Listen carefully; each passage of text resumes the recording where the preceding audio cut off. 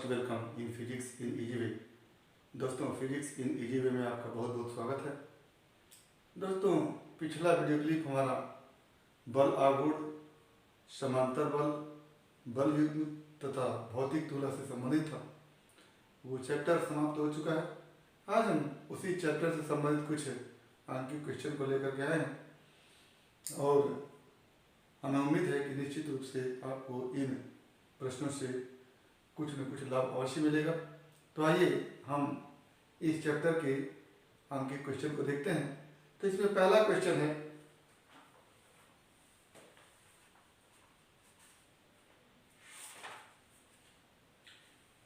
कि 10 न्यूटन का बल जिसकी आघूर्ण भुजा 150 सेंटीमीटर है, पिंड को दक्षिणावर्त घुमाने की प्रवृत्ति रखता है। बल आघूर्ण ज्ञात कीजिए। सवाल फिर से सुनिए। 10 न्यूटन का बल जिसकी आघूर्ण भुजा 150 सेंटीमीटर है, पिंड के दक्षिणावर्त घुमाने की प्रवृत्ति रखता है। बल आघूर्ण ज्ञात कीजिए। तो यहाँ पर 10 न्यूटन का बल लग रहा है और आघूर्ण भुजा 150 सेंटीमीटर। तो आघूर्ण भुजा का मतलब होता है कि ये पिंड, ये वस्तु या पिंड इस अक्ष के परितः घूमने के लिए स्वतंत्र है। ये पिंड इस अक्ष के परितः घूमने के लिए स्वतंत्र है और यहां पर बल लग रहा है 10 न्यूटन का। ये 10 न्यूटन का बल लग रहा है और आघूर्ण भुजा का मतलब होता है कि अक्ष से बल के क्रिया रेखा के बीच की लंबवत दूरी।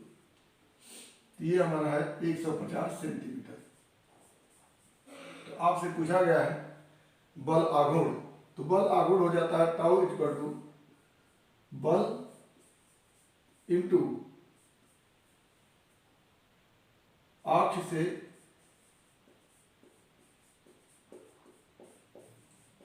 क्रिया रेखा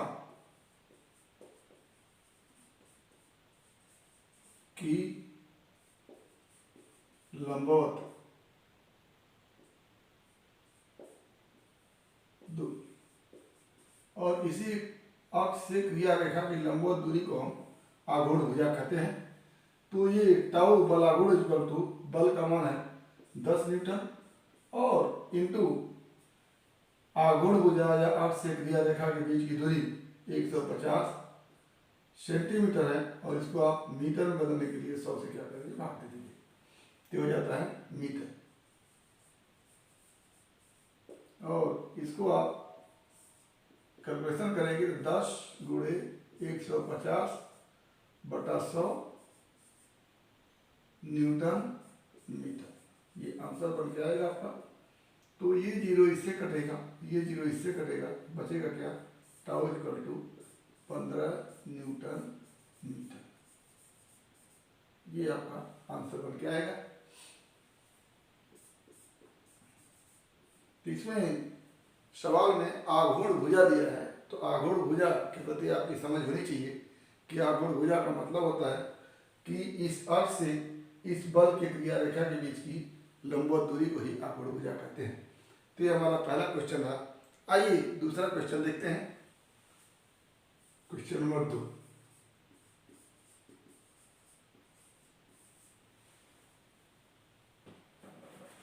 क्वेश्चन नंबर 2 है, एक लड़की झूले के एक लट्ठे पर आलम से 2 मीटर की दूरी पर बैठी है जिसका द्रव्यमान 38 किग्रा है।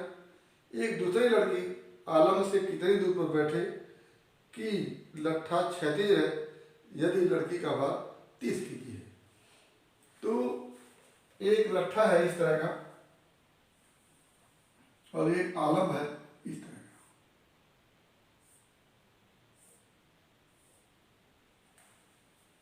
एक लड़की है 38 किग्रा द्रव्यमान की, यानी ये लड़की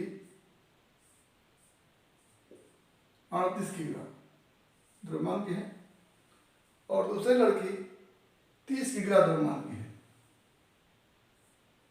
ये दूसरी लड़की है 30 केजी द्रव्यमान की। ये लड़की 38 केजी वाली इस आलम से 2 मीटर की दूरी पर है। कितनी दूरी पर? 2 मीटर की। तो ये दूरी आपसे पूछी गई है, आलम से इस लड़की की दूरी क्या होगी, तो इसको आप लिख दीजिए x मीटर। ठीक, तब यहां पर ये आलम है, एक तरह से इसको अक्ष आप मान सकते हैं, और ये लठ है, ये लकड़ी का तख्ता है, लकड़ी का लट्ठा है। अगर ये लड़की यहाँ पर है तो नीचे की ओर बल लगाएगी, और ये लड़की यहाँ पर है तो ये भी नीचे की ओर बल लगाएगी। इसका जो बल आघूर्ण होगा इस लट्ठे को इस आलम के प्रति दक्षिणावर्त घुमाने का प्रयास करेगा, और इसका जो बल आघूर्ण है इस अक्ष के प्रति वामावर्त घुमाने का प्रयास करेगा, और दोनों ही बल आघूर्णों का अगर सदिश योग करेंगे तो क्या हो जाता है? 0 हो जाता है, जो कि आप बल आघूर्ण के सिद्धांत में पढ़े हैं। तो इस लड़की के द्वारा लगाया गया बल आघूर्ण क्या हो जाएगा? m1g इंटू यहाँ से यहाँ तक की दूरी है 2 प्लस m2g इंटू एक्स। अब यहां से अगर ये लड़की नीचे की ओर बल लगा रही है तो ये लठ क्लॉकवाइज डायरेक्शन में घूमने का प्रयास करेगा, घूमेगा। तो क्लॉकवाइज डायरेक्शन में जब घूमता है तो इसको हम माइनस के रूप में लिखते हैं। तो ये जो वैल्यू होगा वो माइनस के रूप में होगा, और एंटी क्लॉकवाइज में ये लड़की जब इधर की तरफ बल लगाएगी तो बल आघूर्ण एंटी क्लॉकवाइज डायरेक्शन में रहेगा, तो ये क्या हो जाएगा? प्लस होगा, और ये क्या हो जाएगा? माइनस हो जाएगा, और दोनों का योग क्या हो जाएगा? 0 हो जाएगा, क्योंकि लठ जो है क्षैतिज अवस्था में संतुलन की अवस्था में है। तो यहां से आप लिखेंगे m1 का मान 38, g का मान 9.8, या g का मान g ही रख दीजिए, g 38 इंटू जी इंटू 2, और ये प्लस है लेकिन अंदर माइनस तो हो जाएगा -30 गुणे जी गुणे एक्स इक्वल टू 0। ये जी कॉमन ले लेते हैं तो हो जाता है 38 into 2 minus 30 into x equal to 0। ये जी उधर चला जाएगा 0 हो जाएगा, और यहाँ बचेगा 38 into 2 minus 30 into x equal to 0, या ये 30 उधर लग जाइए तो 30 into x equal to 38 into 2, या क्या ले x equal to 38 into 2 upon 30, ये हो गया 15 टू या 38, और 15 5 जा, ये आंसर आ जाएगा आपका इतना मीटर। तो इस सवाल में हमको देखना है कि इस लड़की के यहाँ बैठने से mg के बराबर बल नीचे क्यों लग रहा है। ये mg बराबर 30 kg नीचे क्यों, और इस लड़की के बैठने से 30 इंटू जी कह ले, और इस लड़की के बैठने से यहाँ पर 38 इंटू जी नीचे क्यों लगेगा। तो 38 इंटू ये 38 इंटू जी नीचे की ओर, और इसमें अगर इस दूरी से गुणा कर देंगे तो ये बल आघूर्ण आ जाएगा, और ये इसको घुमाएगा वामावर्त डायरेक्शन में, यानी ये पॉजिटिव हो जाएगा, और ये 30 जी इंटू एक्स अगर गुणा कर दें तो ये बल आघूर्ण बनेगा, और ये इसको दक्षिणावर्त घुमाएगा। तो ये वाला पोर्शन माइनस में हो जाएगा, ये वाला पोर्शन प्लस में हो जाएगा। दोनों को अगर जोड़ देंगे तो क्या हो जाएगा? 0 हो जाएगा। तो यहाँ से आप हल करके x का मान निकाल सकते हैं। ये हमारा दूसरा क्वेश्चन है। आइए तीसरा क्वेश्चन करते हैं।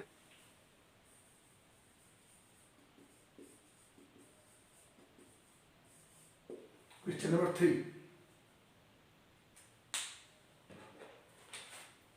क्वेश्चन नंबर 3 है, एक वस्तु का द्रव्यमान जब वह तुला के एक पलड़े पर रखी जाती है तो 18 ग्राम है, जबकि दूसरे पलड़े पर रखी जाती है तो वह 19 ग्राम आता है। वस्तु का सही द्रव्यमान ज्ञात कीजिए। सवाल फिर से सुने। एक वस्तु का द्रव्यमान जब वह तुला के एक पलड़े पर रखी जाती है तो 18 ग्राम है, और जब दूसरे पलड़े पर रखी जाती है तो 19 ग्राम है। वस्तु का सही द्रव्यमान ज्ञात कीजिए। तो इसमें गॉस की द्विस तौलन विधि का उपयोग करेंगे। तो उसमें एक प्रक्रिया यह है कि वस्तु एक बार एक पल्ले पर रखी जाती है और दूसरी बार दूसरे पल्ले पर रखी जाती है और दोनों पल्लों पर रख करके वस्तु का वेट कर लिया जाता है और जितना वेट आता है उनको जोड़ करके 2 से डिवाइड कर देते हैं। उससे संबंधित फार्मूला है आपके पास, W वस्तु का वास्तविक द्रव्यमान इक्वल टू पहले पल्ले पर द्रव्यमान प्लस दूसरे पल्ले पर द्रव्यमान बटे 2, या कह ले वस्तु का वास्तविक भार। वस्तुतः ये वास्तविक भार होता है, तो वास्तविक भार W इक्वल टू पहले पल्ले पर का भार प्लस दूसरे पल्ले पर का भार बटे 2 कर लेते हैं। तो वास्तविक भार ये mg इक्वल टू लिखेंगे m1 into g plus m2 into g by 2 और जी से कट जाएगा, बचेगा क्या, m equal to m1 plus m2 by 2। तो पहली स्थिति में है 18 kg और दूसरी स्थिति में है 19 kg, तो बटे 2 कर देते हैं तो ये आपको बन के आता है 18.5 kg आंसर। ये आंसर, ये गॉस का द्विस तौलन विधि से आप इसको निकालेंगे। तो ये फॉर्मूला आपके पास है W equal to W1 plus W2 by 2, इसके हिसाब से आप इसको कर सकते हैं। आइए चौथा क्वेश्चन देखते हैं।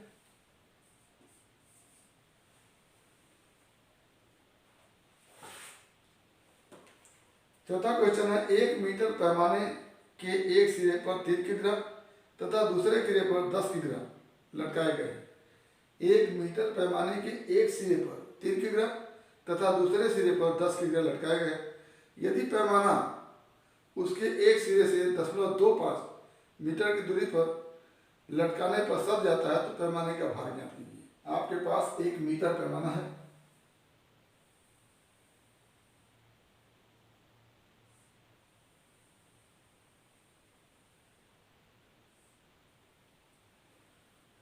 इसके एक सिरे पर 3 किलोग्राम, यहां से 3 kg और दूसरे सिरे से 10 किलोग्राम, ये 10 kg लटकाया गया। यदि पैमाना उसके एक सिरे से 0.25 मीटर की दूरी पर लटकाने पर सट जाता है, उसके एक सिरे से 0.25 मीटर की, तो ये मान लीजिए सिरा है, इसके 0.25 मीटर की दूरी, यहां से यहां तक की दूरी क्या हो गई 0.25 मीटर की दूरी पर क्या हो जाता है, ये सट जाता है। तो पूछा जा रहा है कि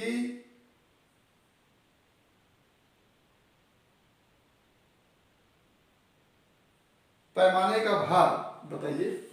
तो यहाँ पर हम पैमाने का भार, अगर पैमाने का भार W हो तो ये W पैमाने के मध्य बिंदु से काम करेगा, तो यहाँ पर हो जाता है W।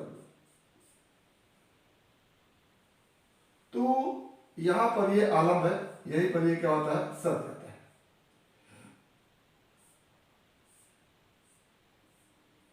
ये आलम्ब है। अब यहाँ पर W है और यहाँ पर भार जो लिखेंगे आप 3 किलोग्राम है और गुणे जी से आप गुणा कर देंगे, और यहाँ पर 10 किलोग्राम है, गुणे जी से क्या करेंगे, गुणा कर देंगे, 10 गुणे जी, और यहाँ पर W है। अब इस आलम्ब के परितः बल आघूर्ण निकाल करके बराबर कर दीजिए, या संपूर्ण बल आघूर्ण को जोड़ करके 0 कर दीजिए। बल आघूर्ण के सिद्धांत के अनुसार पहले इस आलम्ब के परितः इसका बल आघूर्ण निकालेंगे, तो ये नीचे की तरफ अगर जा रहा है तो ये मीटर पैमाना क्लॉकवाइज डायरेक्शन में घूमेगा, तो ये बल आघूर्ण निगेटिव होगा। तो इसका बल आघूर्ण अगर निकालें तो माइनस में निकालेंगे, -10 इंटू जी इंटू 0.2, ये माइनस इधर हो गया, और इन दोनों भार की वजह से जो बल आघूर्ण लगेगा वो नीचे की ओर लगेगा और ये पैमाना एंटी क्लॉकवाइज डायरेक्शन में जाएगा। तो ये दोनों प्लस में रहेंगे, क्या हो जाएगा 3g इंटू यहां से यहां तक की दूरी ये आलम्ब है और आलम्ब से ये दूरी पूरी क्या हो जाएगी, पूरा 1 मीटर है और इसमें 0.25 माइनस हो जाएगा, तो ये निकल के आएगा, क्या लिखेंगे 1 माइनस 0.25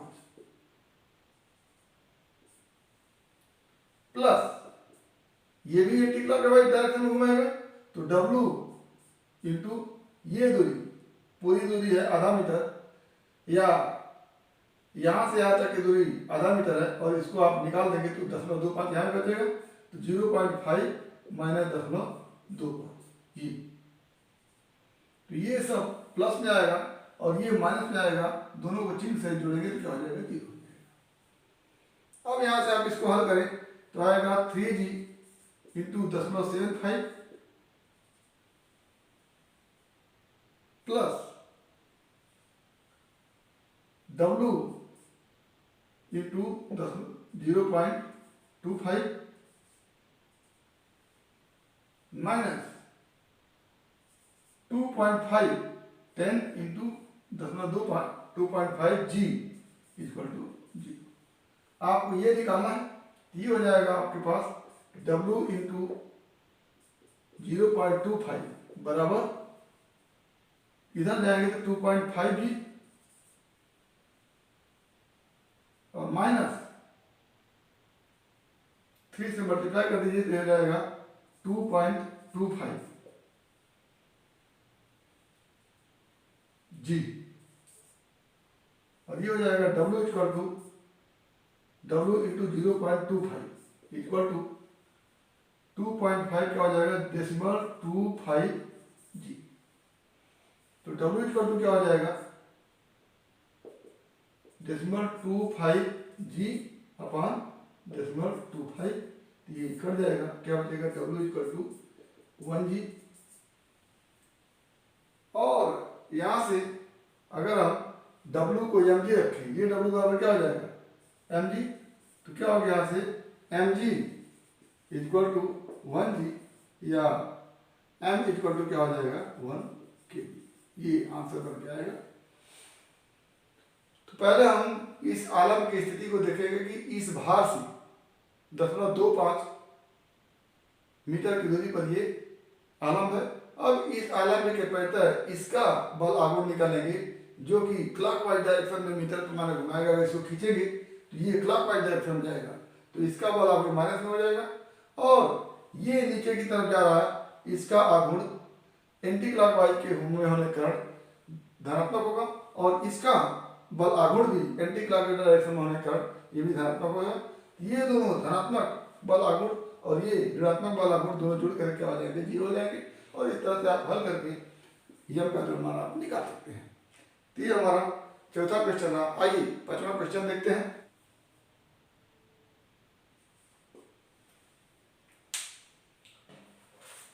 पांचवा क्वेश्चन आपके सामने है कि एक तुला के पड़े समान द्रव्यमान का है परंतु तुला की भुजाएं बराबर नहीं।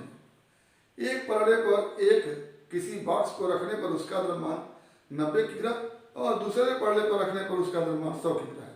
बॉक्स का वास्तविक द्रव्यमान ज्ञात कीजिए।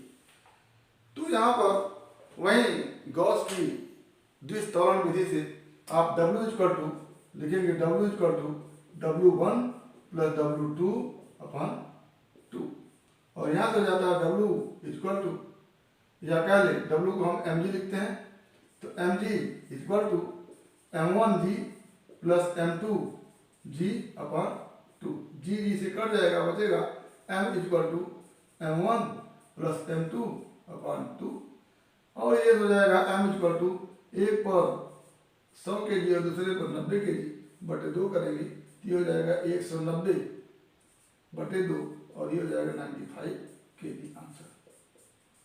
तो ये हमारा आंसर हो गया। इस तरह से पांचवें क्वेश्चन को गॉस की द्विस्तर विधि से निकालेंगे।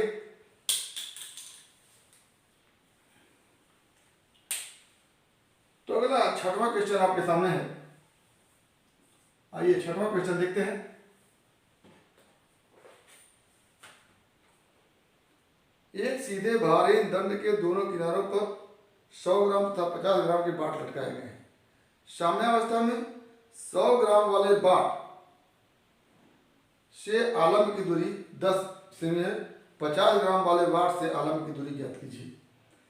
फिर से सवाल सुनिए, एक सीधे भारहीन दंड के दोनों किनारों पर 100 ग्राम तथा 50 ग्राम के बाट लटकाएंगे। साम्यावस्था में 100 ग्राम वाले बाट से आलम की दूरी 10 सेमी है। तो ये सवाल आपके सामने है कि एक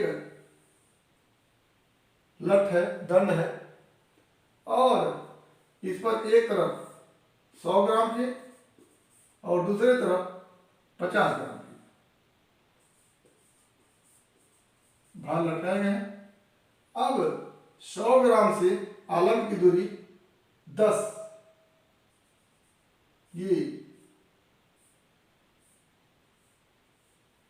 यहां से यहां तक की दूरी 10 सेमी।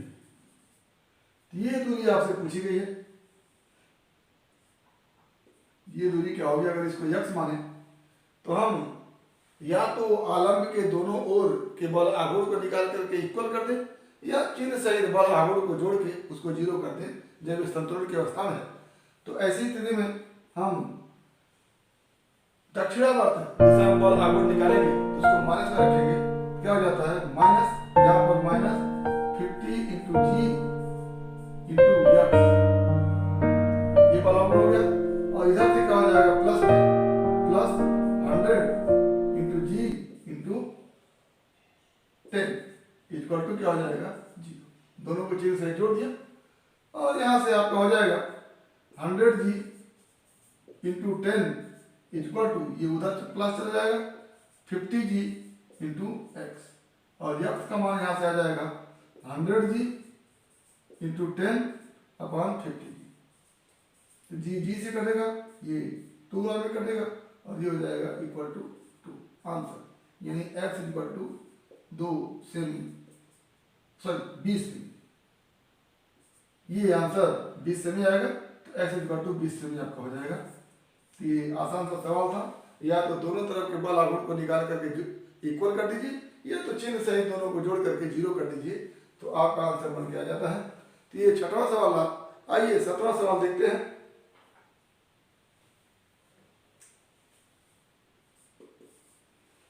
सातवां सवाल, एक तुला की भुजा की लंबाई आलम बिंदु से 10 सेमी तथा 12 सेमी है। एक तुला की भुजा की लंबाइयां आलम बिंदु से 10 सेमी तथा 12 सेमी है। एक वस्तु को बड़ी भुजा वाले पड़ले पर रखकर दूसरे पड़ले पर 8.4 ग्राम का भार रखने पर तुला दंड क्षैतिज हो जाता है। तो आइए देखते हैं वस्तु का वास्तविक द्रव्यमान क्या होगा। तो यहां पर एक तुला की भुजा बनाते हैं और ये हमारा आलम है।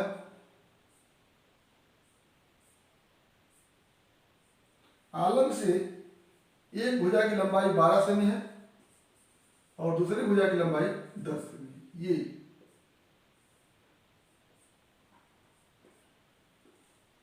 10 सेमी और 12 सेमी। अब जो है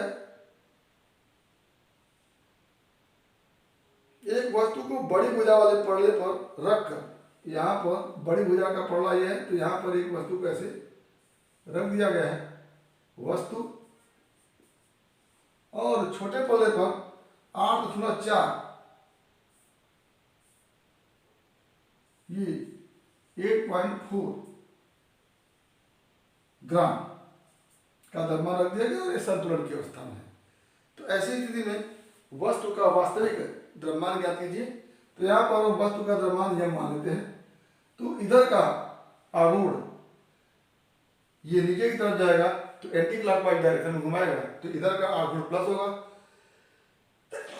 तो लिखेंगे m इंटू जी इंटू 12, ये भार यानी बल नीचे की ओर गुणे आलम से इस बल के क्रिया रेखा की दूरी, ये प्लस में होगा और यहां से ये माइनस में होगा 8.4 जी इंटू 10 माइनस के साथ, और दोनों को हम जोड़ देंगे तो क्या हो जाएगा? 0 हो जाएगा।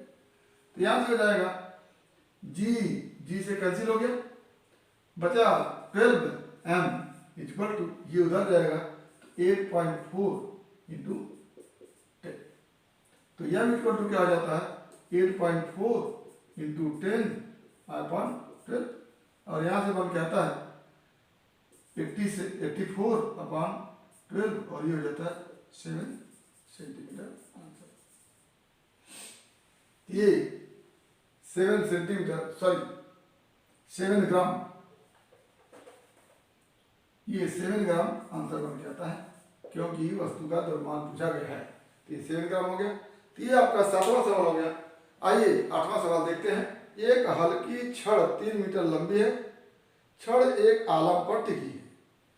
छड़ के बाएं सिरे पर 3 किग्रा का पिंड सिरे से 1 मीटर भीतर की ओर और 2 किग्रा का तथा छड़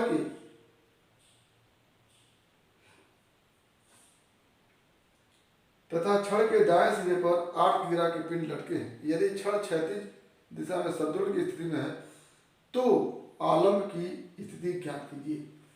आपके पास एक छड़ है जिसकी लंबाई 3 मीटर है। तो हम एक छड़ बनाते हैं, इसकी लंबाई 1, 2 और 3 मीटर है।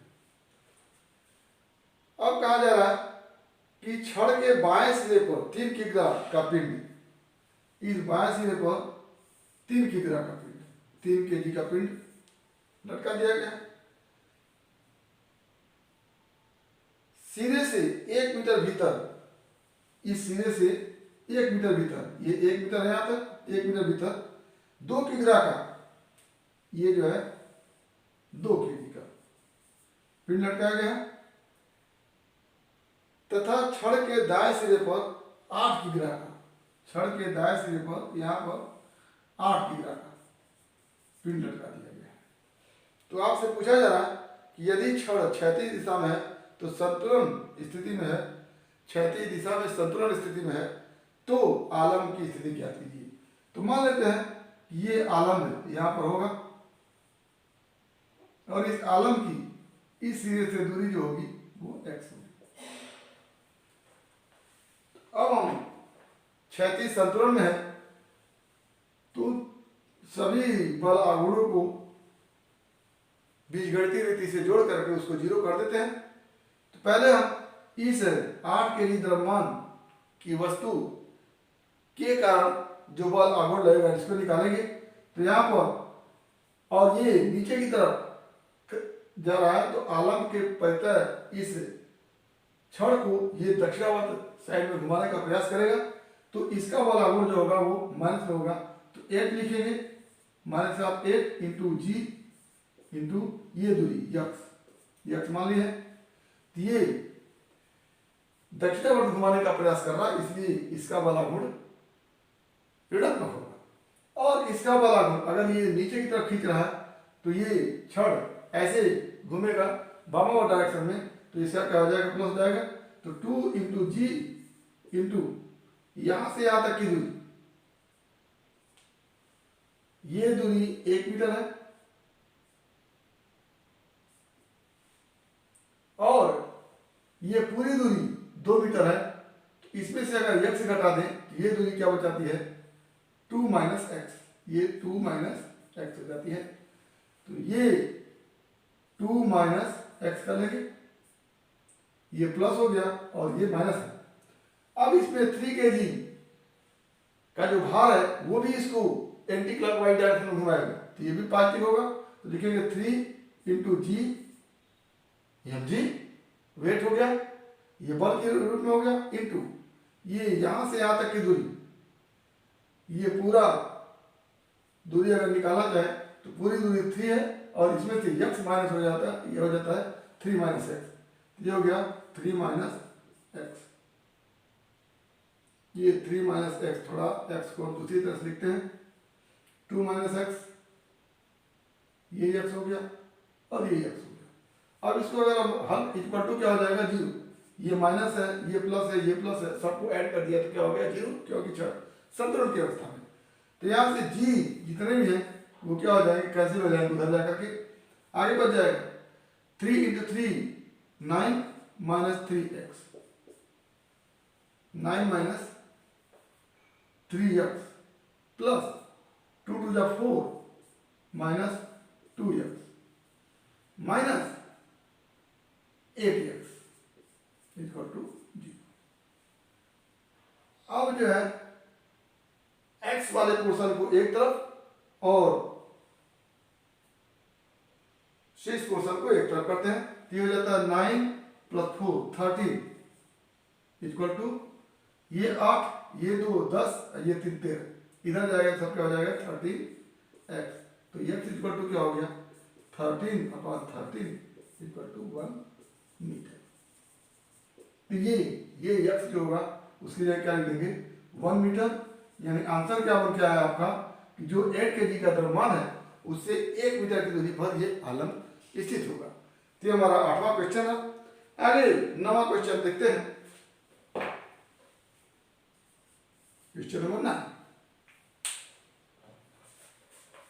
क्वेश्चन नंबर 9 है कि एक कमरे के बाहर खड़ा व्यक्ति एक किवाड़ को खोलने के लिए किवाड़ के अध्य से 0.5 मीटर की दूरी पर 4.5 न्यूटन का बल लगा रहा है। कमरे के अंदर खड़ा व्यक्ति किवाड़ के अक्ष से 0.3 मीटर की दूरी पर कितना बल लगाकर किवाड़ को बंद रखेगा। तो ये एक किवाड़ है, किवाड़ का अक्ष इस तरह से होता है और इसके परितः किवाड़ क्या होता है इस तरह से घूमता है, बंद होता है। ये हमारा किवाड़ है। तो इस किवाड़ के अक्ष किवाड़ के परितः इस तरह से ये खुलता बंद होता है। तो बाहर का व्यक्ति इस अक्ष से 5 मीटर की दूरी पर ये